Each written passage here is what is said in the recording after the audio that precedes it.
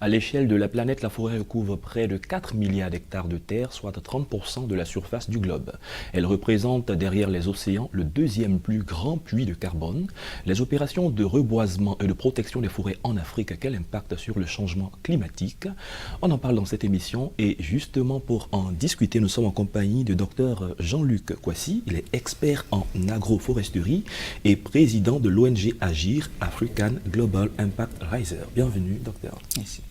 Avec vous également dans ce studio, le lieutenant-colonel Yao Marcel. Il est expert en changement climatique, mais président du réseau africain des experts pour une transition écologique adaptée à l'Afrique, REFAC. Bienvenue, lieutenant-colonel. Merci. On commence avec vous, le REFAC. Qu'est-ce que c'est et quelles sont entre autres les missions de cette ONG? Merci. Cette ONG a 3 ans. Elle regroupe donc des experts ouest-africains qui sont spécialisés en matière d'écologie et de changement climatique.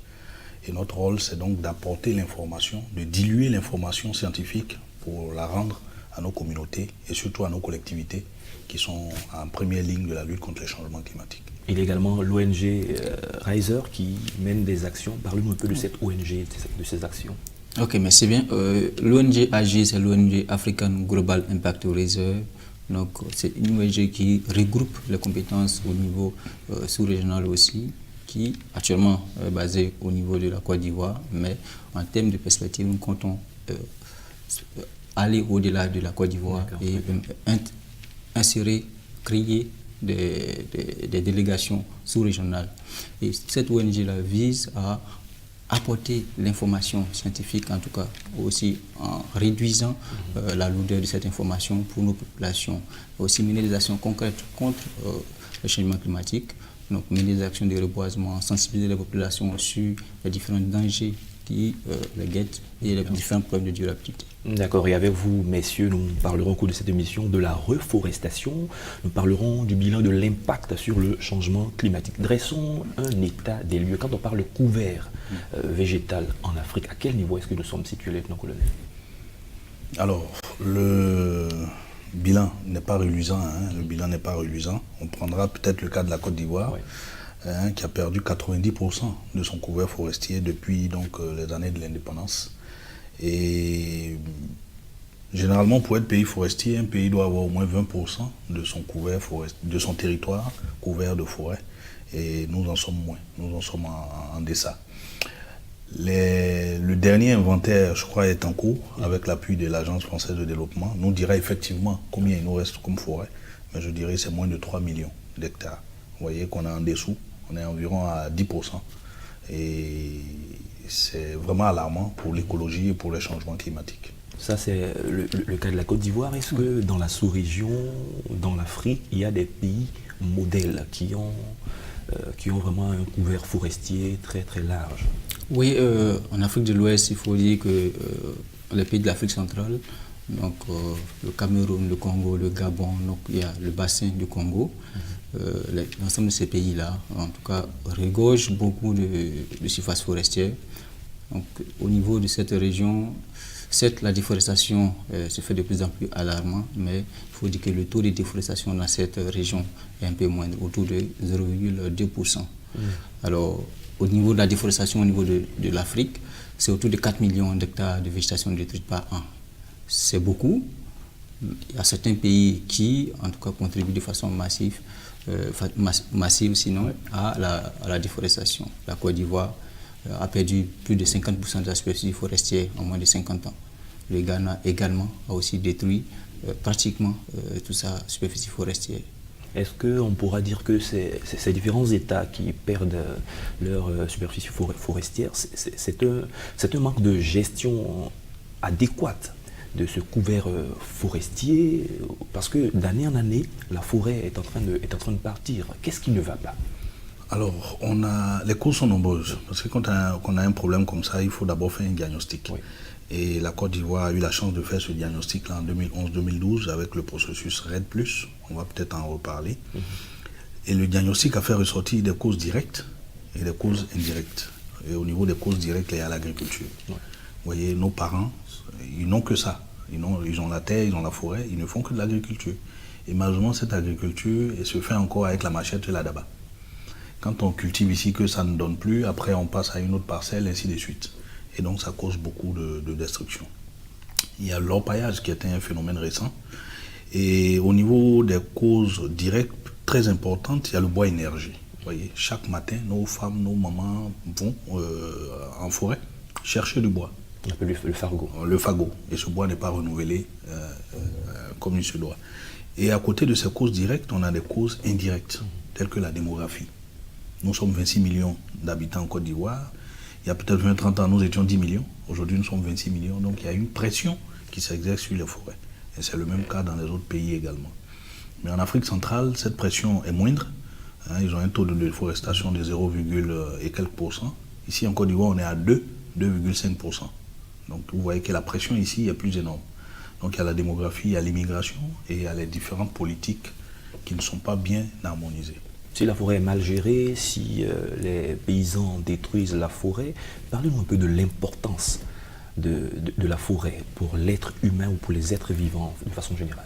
Ok, il faut dire que les forêts constituent vraiment une source pour les populations, source alimentaire, source de combustible et même source de médicaments pour la survie des populations.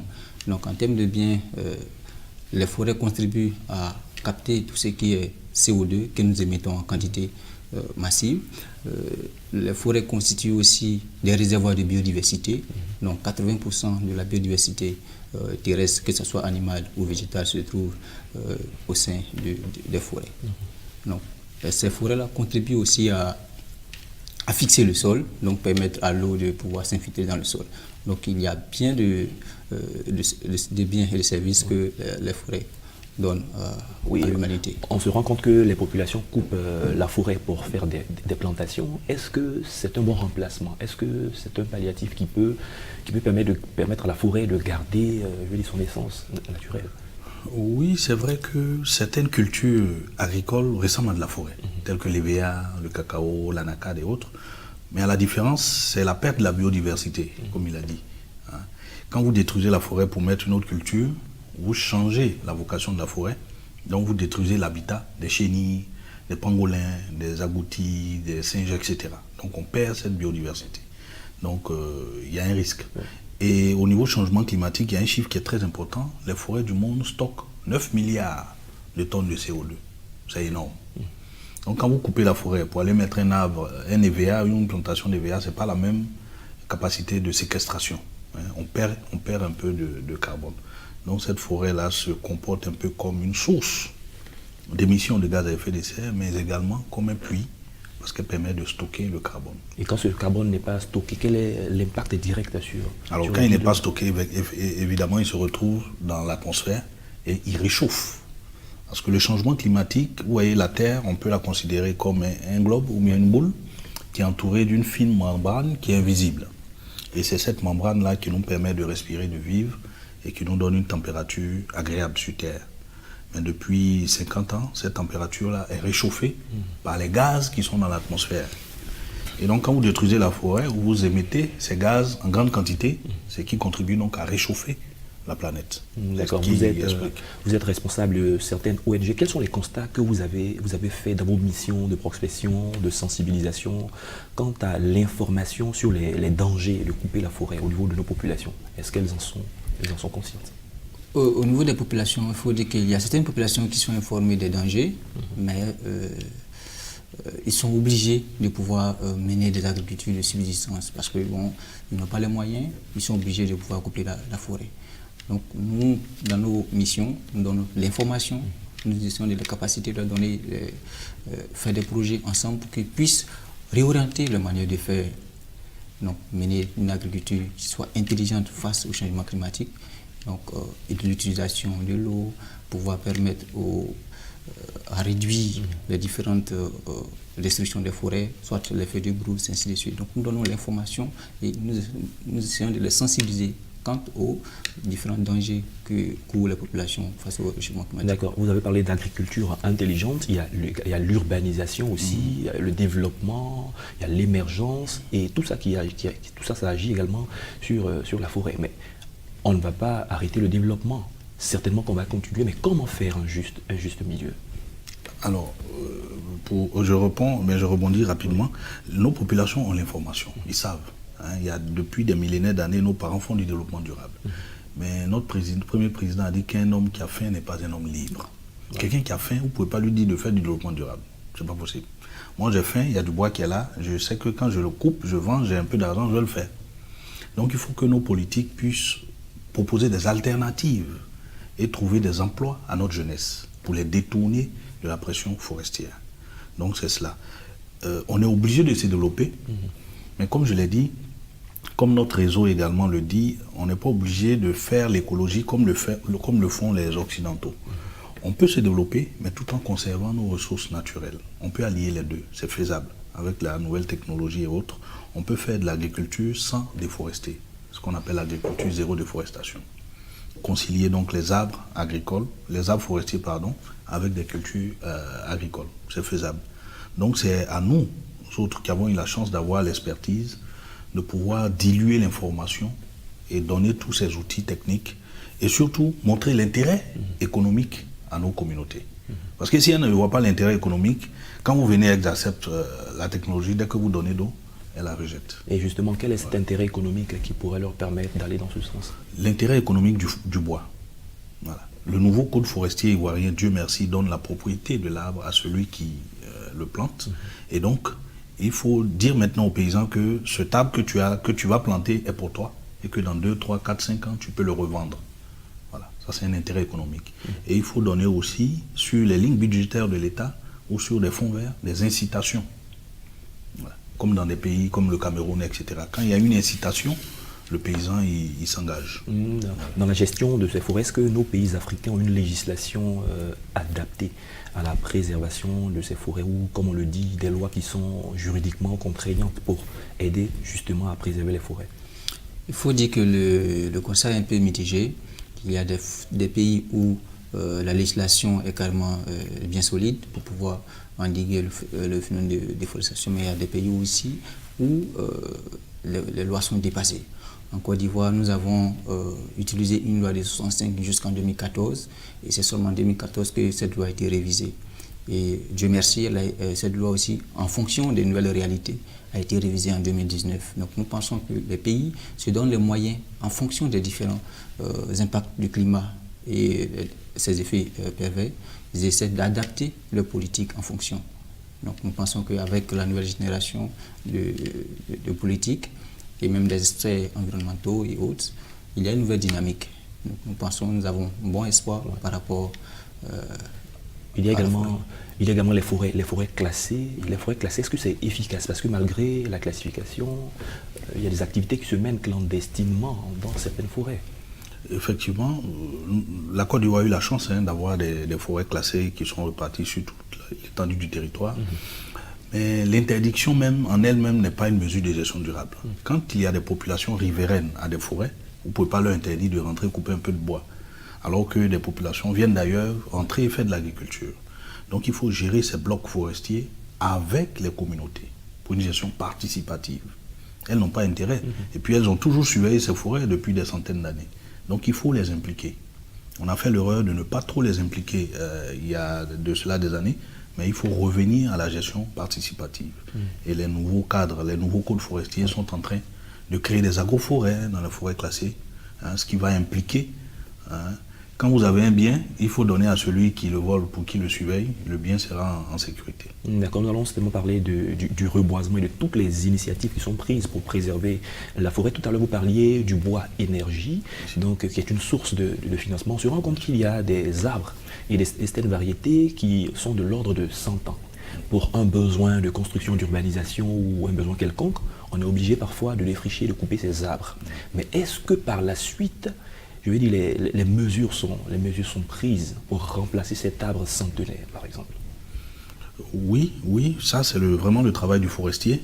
C'est le travail du forestier. On a des arbres centenaires, mais heureusement aussi la nature nous a doté d'arbres à croissance rapide qui peuvent être utilisés, tels que l'acacia, qui peut être utilisé pour des besoins de bois énergie.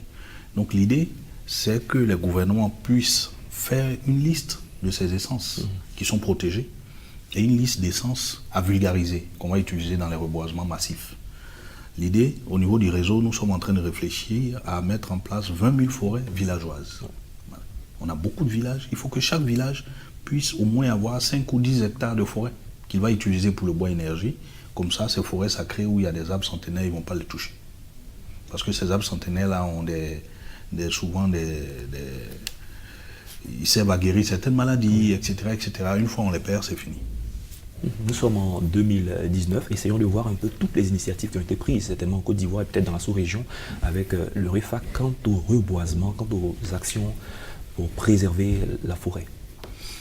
Oui, il faut dire qu'en termes d'action, nos politiques ont pris la pleine mesure, comme je le disais, nos politiques ont pris la pleine mesure et il y a de plus en plus des actions pour pouvoir contrer, on peut dire, la déforestation, pour pouvoir réduire l'effet de l'homme sur la forêt, et même remplacer et reconstituer les différentes forêts qui ont été coupées jadis. Alors, en Côte d'Ivoire, il y a eu tout récemment une opération vraiment à grande échelle où toutes les ONG et la société civile, les populations, les partenaires techniques, tout le monde en tout cas, ils ont fédéré les moyens pour pouvoir mener une action à l'échelle nationale. L'Éthiopie a fait une opération pareille. Ils ont planté plus de 350 millions dans le mois d'août.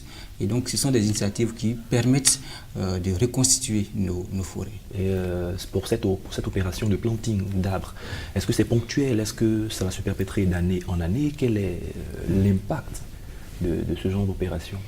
Oui, l'impact il est fort. Hein. Ça montre déjà la volonté du gouvernement à aller au reboisement. Et pour ce planting, on a vu que toutes les populations étaient vraiment mobilisées. Maintenant, à nous, au niveau du gouvernement, de sécuriser ces reboisements. Hein, parce qu'il faut planter, mais il faut savoir où planter, qu'est-ce qu'on doit planter, pour qui on doit planter, etc. Il faut faire toutes ces études-là qui vont accompagner ces reboisements, pour ne pas qu'on les perde dans 6 mois ou dans 8 mois. D'accord, je voudrais qu'on parle un peu de qu'est-ce qu'il faut planter, les différentes variétés d'arbres. Qu'est-ce qui est conseillé, quelles sont les caractéristiques? Bon, je pense que il faut regarder d'abord le besoin des populations, les besoins des populations. Et puis, il y a certaines essences, comme je l'ai dit, qui ont une croissance rapide. Parce qu'on ne peut pas demander aux populations d'attendre 20-30 ans. Il y a des essences aujourd'hui de 3 ans. Il faut essayer de les vulgariser. Et les essences centenaires et autres qu'on doit reboiser dans des forêts classées ou dans des parcs et réserves, ça revient à l'autorité de gestion de ces parcs et réserves. Mais pour les reboisements populaires, nous conseillerions le teck ou l'acacia qui peuvent être très rapidement utilisés. D'accord. Parlons un peu du rôle de la population pour que cette opération puisse marcher. Les politiques prennent des décisions, les politiques donnent les orientations, mettent certainement les moyens, mais la population qui est concernée, qui doit être associée, quel est son rôle? Alors, de plus en plus, les populations, sinon les politiques, mènent une action participative. Donc, les décisions qu'ils prennent incluent les populations. Donc, celui qui va mener une action autour d'une forêt classée, comme il a dit tout à l'heure, sans inclure la population qui est à côté, bon d'accord, ok, nous allons laisser les populations passer pour y entrer. Mais mener des actions concertées avec les populations locales permet de pouvoir préserver, conserver cette ressource-là. Et donc de plus en plus, la gestion participative de nos ressources naturelles est de plus en plus une réalité. Donc les populations, les gouvernants, les politiques associent les populations à cette activité. Et en tout cas, il y a l'assentiment de la population. D'accord. Quand on parle de reforestation ou de planting d'arbres, quelles sont les zones qui sont concernées? Parce qu'en zone urbaine, de plus en plus, avec l'urbanisation, il n'y a pratiquement plus d'espace. Et je voudrais également demander au niveau de la construction des maisons, des futures maisons, comment adapter cet aspect pour que, je vais dire, l'humanité puisse se sentir toujours mieux. Si, ça c'est une très belle question. On parle beaucoup de foresterie, mais la foresterie urbaine est une spécialité très très importante et très pointueuse. Parce que vous voyez, en ville par exemple, c'est pas n'importe quelle essence qu'on peut planter. Voilà. Donc il est important que cette foresterie urbaine-là soit remise à jour pour aider nos collectivités. Parce qu'il y a beaucoup de maires, de conseils régionaux qui veulent faire du reboisement, faire des villes vertes, mais ils n'ont pas forcément l'expertise. Donc il est important qu'on puisse remettre ça au goût du jour pour ressembler à nos villes occidentales. Hein. Nous sommes dans des pays tropicaux, mais toutes nos villes sont désertes. Vous voyez comment il fait chaud à Abidjan? Quand vous prenez le Latry ou le Cocody à Bingerville, il n'y a pas d'arbres. Parce que nous faisons les lotissements, nous construisons les routes et c'est après que nous venons mettre des arbres, pendant qu'on a déjà tout détruit. Donc il est important que les différents ministères puissent ressortir donc, cette foresterie urbaine-là pour qu'on puisse reverdir nos villes. Foresterie urbaine, vous en tant que responsable d'ONG, quelles sont les propositions que vous avez dans ce sens pour que, effectivement, le niveau de chaleur puisse baisser parce que les populations ne vivent pratiquement plus? Oui, au niveau de l'ONG AG, il faut dire que nous comptons créer des villages modèles. En fait, ces villages, ça va être des villages où tout est planifié. Donc, en termes d'artères, il va falloir reboiser, créer des zones, des espaces pour dédiés à la foresterie, donc des forêts villageoises. Et donc ces forêts villageoises vont permettre à conserver la biodiversité. Les arbres vont être utilisés au village. Avant, on utilisait les arbres pour, on dit arbre à palabre. Oui. Donc tout ce qui est décision, voilà, décisions et autres sont prises sous ces arbres. Mais actuellement, lorsqu'on va au village, c'est une bâche qu'on met. Et il fait très chaud sous ces bâches. Voilà. Et donc nous vulgarisons la création de villages modèles. Donc des villages où nous avons des espaces dédiés pour le repos. Donc les animaux pourront s'abriter sous ces arbres, les hommes aussi pourront utiliser ces arbres pour ombrage. Quand vous regardez un peu l'Afrique dans toute sa diversité, les actions menées de part et d'autre par rapport au reboisement et toujours le défrichage de nos forêts, pensez-vous que d'ici à 25 ans, 50 ans, on pourra encore avoir des forêts dans certains pays? Vous avez de l'espoir? Oui, il y a de l'espoir, il y a beaucoup d'inquiétudes. Il y a beaucoup d'inquiétudes parce que nous sommes une génération intermédiaire. On a eu la chance de voir la forêt et on est en train de la voir disparaître. Donc nous sommes vraiment à un virage où nous avons obligation de bien négocier ce virage. Parce que si nous le manquons, ce sera catastrophique pour nos générations futures. Et comment faudrait-il bien négocier ce virage? Proposition? Oui, d'abord l'éducation environnementale, qui est très importante. L'Italie a rendu obligatoire l'éducation environnementale dans ses bouquins. Il faut qu'en Afrique, on puisse revenir à cela. Nos enfants le faisaient. Nous tous, nous avons eu la chance de naître au village, mais nos enfants de maintenant, c'est sur des tablettes. Donc il faut ramener ces enfants-là aux valeurs traditionnelles et aux valeurs de protection de la forêt. Au niveau de nos politiques, il faut améliorer l'agriculture. On fait de l'agriculture, mais on a les plus bas rendements. Quand c'est comme ça, on est obligé de détruire la forêt. Il faut également essayer d'harmoniser nos politiques sectorielles. On a l'agriculture, on a les mines, on a les pêches, on a l'infrastructure, les routes. Il faut avoir une planification nationale qui puisse regarder tout ça pour dire ici on fait l'agriculture, ici on fait les routes, etc. Il faut faire des plans d'affectation ou des schémas directeurs d'aménagement des terres. Voilà. D'accord. En tant qu'expert en agroforesterie, qu'est-ce qu'il faut pour sauver nos forêts? Voilà. Donc il a évoqué cela. En termes d'agriculture, nous pratiquons l'agriculture de façon extensive. Donc nous coupons, si nous avons des jachères, en tout cas nous défrichons en quantité industrielle. Alors pour pouvoir sauver nos forêts, il faut pouvoir intensifier, donc permettre aux populations d'être sédentarisées sur des petits espaces et utiliser les intrants pour pouvoir augmenter les rendements, tout en menant des actions de reboisement, de reforestation. Donc ces actions de reforestation vont permettre de pouvoir améliorer le taux de couverture de nos forêts et on va permettre aux populations de toujours garder leur rendement et avoir la production pour la sécurité alimentaire. Mais si nous dissocions ces deux, alors on va tout droit vers le mur. D'accord, nous sommes en train d'aller vers la fin de cette émission, ça sera certainement la dernière question. Vous prévoyez, le RIFAC prévoit une grande activité en mars 2020, c'est également dans le sens de la préservation. Et effectivement, parce que tous les pays africains veulent aller à la transition écologique. Tout le monde veut changer ses modes de consommation et autres, mais il ne faut pas le faire en copiant tout ce qui a été fait par ailleurs. Donc il faut bien réfléchir. Donc ces journées-là sont l'occasion donc de faire venir tous les experts ouest-africains pour qu'ensemble nous partageons les expériences qui ont réussi par-ci par-là, qu'on peut adapter à nos différents pays. Donc c'est des journées de partage. Nous aurons l'occasion plus tard certainement d'en parler. Quelles sont les prochaines actions de votre ONG, l'ONG Agir? Pour l'ONG Agir, c'est toujours des actions de sensibilisation, des actions de reboisement à grande échelle. Donc nous, pour l'année à venir, comptons reboiser sur toute l'étendue du territoire au moins 150 hectares de reboisement à faire et mener aussi des actions pour pouvoir contrer tout ce qui est déforestation. Et au niveau des feux, rentrons carrément dans la période sèche et donc ça va être l'une des périodes phares pour l'ONG Agir, sensibiliser les communautés sur les impacts des feux de brousse et quelles sont les bonnes pratiques à adopter pour pouvoir protéger les forêts, protéger les ressources agricoles que nous avons. Merci messieurs. Je rappelle qu'avec vous, nous allons parler de reforestation, bilan et impact sur le changement climatique. Nous étions en compagnie du docteur Jean-Luc Kouassi, expert en agroforesterie, président de l'ONG Agir, African Global Impact Riser. Et également avec le lieutenant-colonel Yao Marcel, qui est président du réseau africain des experts pour une transition écologique adaptée à l'Afrique, le REFAC. Merci d'avoir accepté notre invitation. Merci. C'est la fin de cette émission. Merci à tous de l'avoir suivi et bonne suite de nos programmes sur Medi 1 TV Afrique.